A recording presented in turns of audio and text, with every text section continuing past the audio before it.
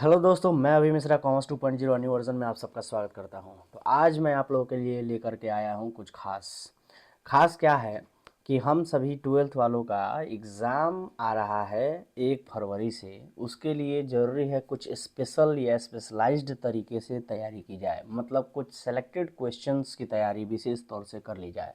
उसके लिए ज़रूरी ये होता है कि पहले तो आप पूरा सिलेबस पढ़े हों, एंड दूसरी बात ये होती है कि जब आप सिलेबस पढ़ लिए हो तो सबसे ज़्यादा ज़रूरी है कि आप उस सिलेबस से रिलेटेड देखें कि पिछले प्रीवियस पेपर्स में, मतलब पिछले सालों में कौन कौन से क्वेश्चंस आ चुके हैं आपके एग्जामिनेशन पैटर्न पे। तो आपका जो एग्जामिनेशन पैटर्न है वो आपको पता है कि 50% ऑब्जेक्टिव आता है, एंड 50% ऑब्जेक्टिव के बाद 2 नंबर वाले क्वेश्चन आते हैं। 15 क्वेश्चन बनाने होते हैं, बट आते 30 नंबर हैं, 30 क्वेश्चंस हैं। और उसके बाद 5 नंबर वाले क्वेश्चन 4 बनाने होते हैं, बट 8 क्वेश्चंस आते हैं। तो ये जो क्वेश्चंस आते हैं वो किस टाइप के और कौन कौन से क्वेश्चंस आते हैं, उसका लेवल क्या रहता है, स्टैंडर्ड क्या रहता है, ये प्रीवियस पेपर्स के क्वेश्चन से ही पता चलेगा। तो प्रीवियस पेपर में जो क्वेश्चन आए हुए हैं ज़रूरी है उनको एक बार देख लेना। तो प्रीवियस पेपर में जो भी क्वेश्चन आया है, आइए हम लोग अभी रिसेंटली इसी साल 2024 में जो पेपर हुआ था फाइनल एग्ज़ाम बिहार बोर्ड का, उसमें कौन कौन से क्वेश्चन आए थे, खास करके हम लोग अभी फोकस करने वाले हैं 2 मार्क्स वाले क्वेश्चन पे, ताकि अंदाज़ा लग जाए। चूँकि ऑब्जेक्टिव हम लोग ऑलरेडी बहुत सारा कर चुके हैं, तो अभी हमारा फोकस है 2 मार्क्स वाले क्वेश्चंस पे। तो 2 मार्क्स वाले क्वेश्चंस के बाद हम लोग करेंगे 5 मार्क्स वाले क्वेश्चन। फिलहाल 2 मार्क्स वाले जो क्वेश्चंस हैं उनको हम लोग देखते हैं कि 2024 में कौन से क्वेश्चन आए हुए हैं। तो आइए देखते हैं, ताकि एक अंदाज़ा लग जाए कि इस बार 2025 में भी जो पेपर आने वाला है उसका लेवल, ये स्टैंडर्ड क्या रहने वाला है। तो आइए शुरू करते हैं। तो देखिए, शॉर्ट आंसर टाइप क्वेश्चंस, ये क्वेश्चन पेपर जो प्रीवियस ईयर का है उसी से मैंने लिया है, ये क्वेश्चन कहीं अलग से नहीं है। देखिए, 15 क्वेश्चन हमें बनाने हैं। यहाँ पे आप देख सकते हैं कि 15 क्वेश्चन हमें बनाने हैं, 2 मार्क्स वाले, जो कि 30 नंबर आ जाएगा। और इसमें आते हैं 30 क्वेश्चन। आप देख सकते हैं कि टोटल मिला करके 30 क्वेश्चन यहाँ पर आपको दिखेंगे। 30 क्वेश्चन आपको दिख सकते हैं। और लेकिन इसमें से बनाने सिर्फ और सिर्फ आपको 15 क्वेश्चन हैं। तो जो आपको बेहतर आसान लगे, कॉन्फिडेंस जिस पे लगे, वो 15 क्वेश्चन आपको सॉल्व करना है इस तरह से कि वो 15 क्वेश्चन 15 के 15 एकदम सही बने, ताकि 30 में 30 आपको मिल सके। तो एक एक करके आइए क्वेश्चंस को देख लेते हैं। और अगर आप कहेंगे तो मैं इनका आंसर्स भी हिंदी मीडियम में और इंग्लिश मीडियम में, दोनों ही मीडियम में प्रोवाइड कर लूँगा, या उसके लिए लेक्चर अलग से रिकॉर्ड कर लूँगा और आपको प्रोवाइड कर दूँगा।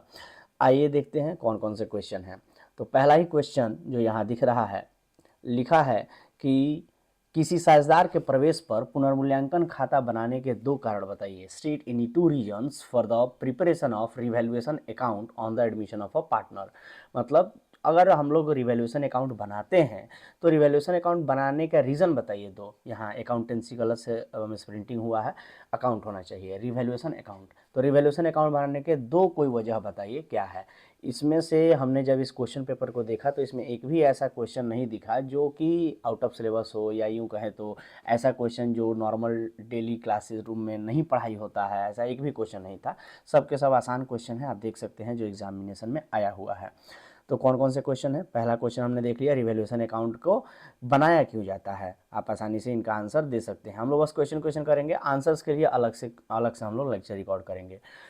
दूसरा क्वेश्चन है explain cash flow from operating activities, मतलब संचालन क्रियाओं से रोकड़ प्रवाह का वर्णन करें। कौन कौन से वो संचालन क्रियाएं हैं जिनसे रोकड़ का प्रवाह होता है, मतलब कैश फ्लो होता है ऑपरेटिंग एक्टिविटीज़ से। आपने पढ़ा होगा कैश फ्लो में operating activity, investing activity and financing activity. उसमें ऑपरेटिंग एक्टिविटी में कौन कौन से होते हैं वो बता देना है आपको, एक्टिविटीज़ के नाम बता देने हैं। तीसरा क्वेश्चन कहता है समर्पित मूल्य क्या है। आपने क्लास में पढ़ा होगा what is surrender value, surrender value. एक एक क्वेश्चन को हमने लिखवाया भी है, नोट्स भी बनवाया है, तो आप आराम से इन सभी क्वेश्चन का आंसर दे सकते हैं। चौथा नंबर सवाल है आय व्यय खाते की 4 विशेषताओं को बताइए। State 4 features of income and expenditure account. पांचवा सवाल है ख्याति के मूल्यांकन की किन्हीं 2 विधियों के नाम बताइए। यानी state any 2 methods of valuation of goodwill. आपने पढ़ा होगा super profit method, average profit method, है ना, कोई भी दो नाम बता देना है। अगला है कि ख्याति के लेखांकन के संबंध में, क्वेश्चन नंबर 6 है, ख्याति के लेखांकन के संबंध में लेखांकन मानक 26 की मुख्य बातें बताइए। State the main points of accounting standard 26 regarding accounting for goodwill. मतलब कौन कौन से मेन पॉइंट्स हैं जो कि AS26 उस पर फोकस करता है। ये आपको थोड़ा सा अजीब लग सकता है कि AS26 को रेफर करते हुए यहाँ सवाल दिया गया है। घबराने की कोई बात नहीं, यहाँ बस आपको यही बता देना है कि गुडविल की अकाउंटिंग क्यों की जाती है। आप ऐसे इसका आंसर दे सकते हैं। ठीक है, अगला क्वेश्चन है कि व्हाट इज गवर्नमेंट कंपनी, यानी सरकारी कंपनी क्या है। क्वेश्चन नंबर 8 कहता है ऋणपत्र से क्या आशय है, what is meant bye debenture. 9 number सवाल है और लाभ हानि विवरण के डेबिट शेष को आप कैसे दिखाएंगे, how would you show debit balance of statement of profit and loss. 10 number सवाल है अंश और ऋणपत्र में अंतर बताइए। अच्छा, एक बात और बता दें, क्वेश्चन नंबर 9 में जो ये how would you show debit balance of statement of profit and loss जो लिखा हुआ है, इसका मतलब ये है कि जब हम लोग कंपनी पढ़ते हैं, कंपनी का फाइनेंशियल स्टेटमेंट पढ़ते हैं, तो उसमें हम लोग statement of profit and loss बनाते हैं, देन बैलेंस शीट बनाते हैं। तो statement of profit and loss account में जो प्रॉफिट्स रिजल्ट निकल के रिजल्ट के रूप में या तो प्रॉफिट आता है या तो लॉस आता है। तो यहाँ पूछा है कि statement of profit and loss account का जो डेबिट बैलेंस होता है, और मैंने कई बार चर्चा किया है इस शब्द पर कि डेबिट बैलेंस का मतलब होता है लॉस। तो अगर जो भी लॉसेज होते हैं प्रॉफिट एंड लॉस अकाउंट में, जो भी लॉसेज होते हैं उनको दिखाया कहाँ जाता है, तो एक्चुअली इसका आंसर डिमांड कर रहा है कि आप बैलेंस शीट में कहाँ दिखाते हैं, तो आप उसके अकॉर्डिंग इसका आंसर दे सकते हैं। क्वेश्चन नंबर 10 है distinguish between share and debenture, अंश और ऋणपत्र में अंतर बताइए।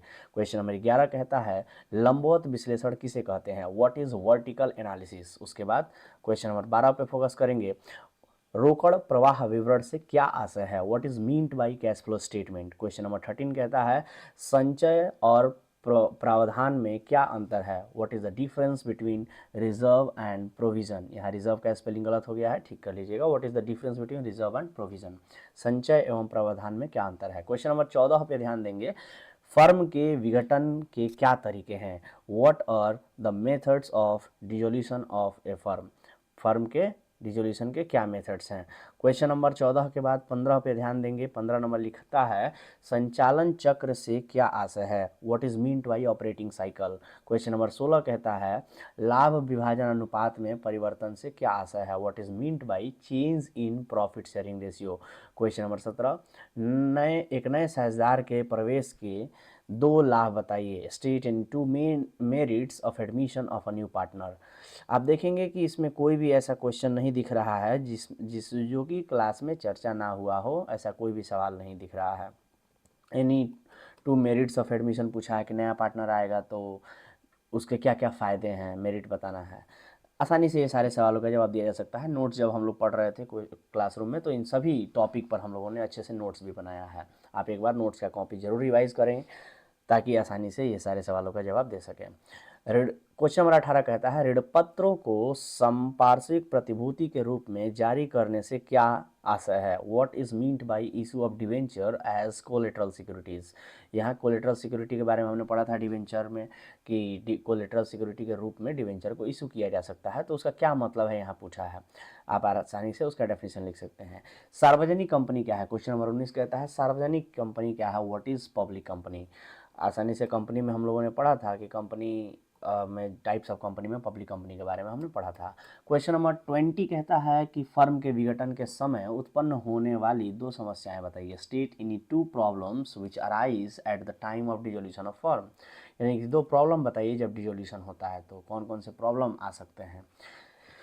अगला क्वेश्चन नंबर 21 कहता है त्याग अनुपात क्या है, व्हाट इज सेक्रीफाइसिंग रेशियो। आसानी से डेफिनेशन लिख सकते हैं। क्वेश्चन नंबर 22 कहता है ऋणपत्रों के लाभ में शोधन का क्या आशय है, what is meant bye redemption of debenture out of profit. Question number 23 कहता है कि प्राप्ति एवं भुगतान खाते की दो विशेषताएं बताइए, state any two features of receipt and payment account.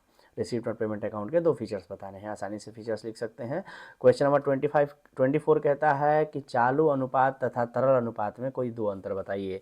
Give any 2 points of difference between current ratio and liquid ratio. जब आपने रेशियो पढ़ा था तो सबसे पहले यही दोनों रेशियो थे, इन दोनों में अंतर बताना है। क्वेश्चन नंबर 25 कहता है ऋणपत्रों की परिवर्तन द्वारा शोधन क्या है। What is redemption of debenture bye conversion. आपने पढ़ा होगा कि डिवेंचर को इक्विटी में हम लोग कन्वर्ट कर देते हैं, उसे ही हम लोग कन्वर्जन कहते हैं, redemption of debenture bye conversion कहते हैं। अगला क्वेश्चन है 26 नंबर कि मानद भुगतान क्या है। What is honorarium payment. यहाँ ऑनरेरियम का स्पेलिंग भी मिस्टेक है, ठीक कर लीजिएगा। What is honorarium payment. Question number 27 कहता है ऑनरेरियम पेमेंट आपने पढ़ा होगा एनपीओ चैप्टर में कि ऑनरेरियम दिया जाता है किसी को, मानदेय दिया जाता है, मानदेय बोलते हैं या मानद भुगतान बोलते हैं। क्वेश्चन नंबर 27 कहता है स्थिति विवरण से आप क्या समझते हैं। What is meant by balance sheet. Balance sheet का मतलब पूछा है, चुपचाप आप डेफिनेशन लिख सकते हैं।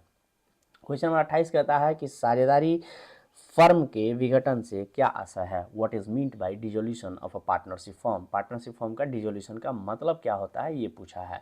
अगला क्वेश्चन देखेंगे क्वेश्चन नंबर 28 के बाद 29 नंबर क्वेश्चन कहता है कि वित्तीय विवरण के विश्लेषण की 2 सीमाओं को बताइए। State 2 limitations of analysis of financial statement. Analysis से सवाल पूछा है कि लिमिटेशन बताना है। लिमिटेशन हमने नोट्स में लिखा था कि फाइनेंशियल स्टेटमेंट एनालिसिस जो चैप्टर है उसके 2 लिमिटेशंस बताने हैं। उसके बाद कहता है लास्ट क्वेश्चन है कि कंपनी प्रतिभूति प्रीमियम का उपयोग कैसे करती है, वर्णन करें। How does a company use security premium describe. यहाँ सिक्योरिटी का स्पेलिंग मिस्टेक है, थोड़ा सा ठीक कर लेंगे। कंपनी प्रतिभूति प्रीमियम का उपयोग कैसे करती है, वर्णन करें। How does a company use security premium, यानी सिक्योरिटी प्रीमियम का यूज कहाँ कहाँ होता है, इसका जवाब देना है। अब देखेंगे 30 सवाल था, 30 सवाल में से 15 कोई सा भी सवाल आसानी से बनाया जा सकता है। अगर आपने बहुत एवरेज लेवल की भी अगर आपने पढ़ाई किया है तो भी आप 15 सवाल इसमें से आराम से आसान आसान सवाल चुन करके आप 15 सवालों का जवाब दे सकते हैं। हालांकि बनने लायक तो 30 का 30 है, बट आप आसानी से बना सकते हैं 15 सवाल। तो ये था।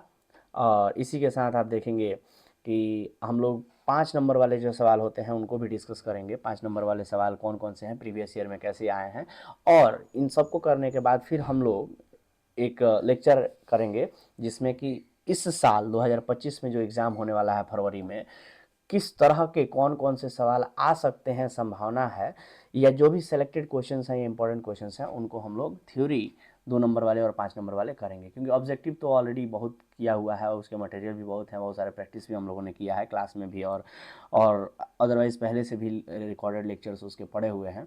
बट हमें अब फोकस जो करना है वो 2 नंबर और 5 नंबर वाले पे, क्योंकि बच्चों का नंबर ज़्यादातर कटने की चांसेस यही होती है 2 नंबर और 5 नंबर वाले क्वेश्चन में, तो इसको अच्छे से कर लेना है। चलिए, तो आज के लिए मेरी तरफ से इतना ही, मिलते हैं अगले लेक्चर में। तब तक के लिए टाटा बाय बाय, धन्यवाद।